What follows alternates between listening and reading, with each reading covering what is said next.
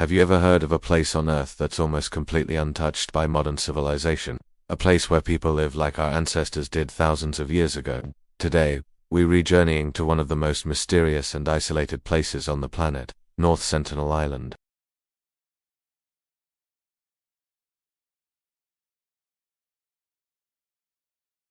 What makes them so fascinating is that they are one of the last uncontacted peoples in the world. They have chosen to live in voluntary isolation, resisting all attempts at contact from the outside world, often with hostility. Imagine for a moment a society that has developed entirely on its own, without influence from modern technology, agriculture, or medicine. The Sentinelese are hunter-gatherers. They hunt terrestrial wildlife, like wild pigs and lizards, and gather fish, crabs, and other seafood from the shallow coastal waters. They are skilled archers, using bows and arrows with incredible precision.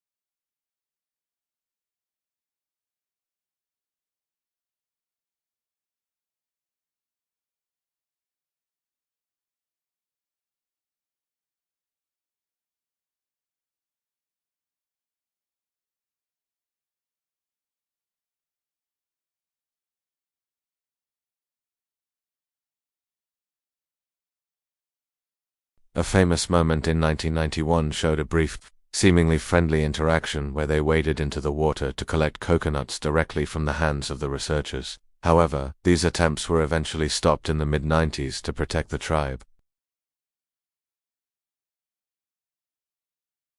Having been isolated for so long, the Sentinelese have no immunity to common diseases like the flu, measles, or even a simple cold. An outbreak could be devastating and wipe out their entire population, which is estimated to be anywhere from a few dozen to a couple of hundred people. The Indian government has established a 3-mile exclusion zone around the island, making it illegal to approach.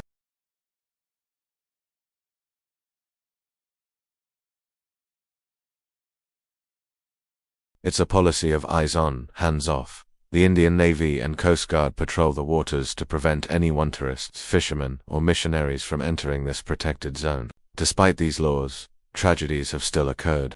In 2006, 2 fishermen who were illegally fishing in the area drifted ashore and were killed by the tribe.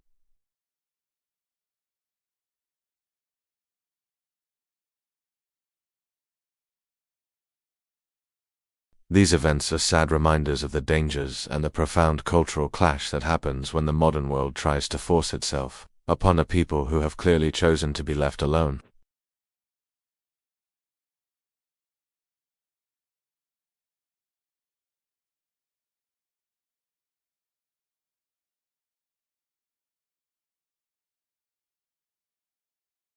As it descended, a Sentinelese man emerged from the jungle and fired an arrow at the helicopter. It was a hostile gesture, but for the outside world, it was a sign of life, a sign of resilience. They had survived one of the most powerful natural disasters in recent history on their own.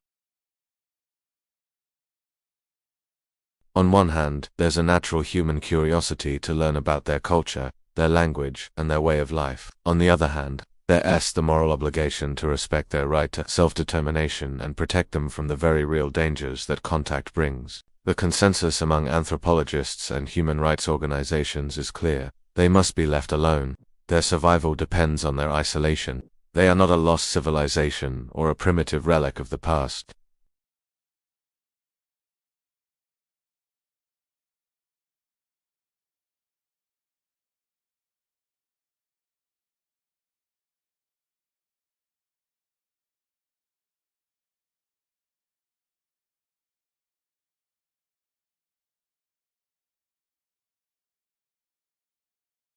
Thank you so much for joining me on this journey to North Sentinel Island. It's a topic that truly makes you think about our place in the world and our impact on others.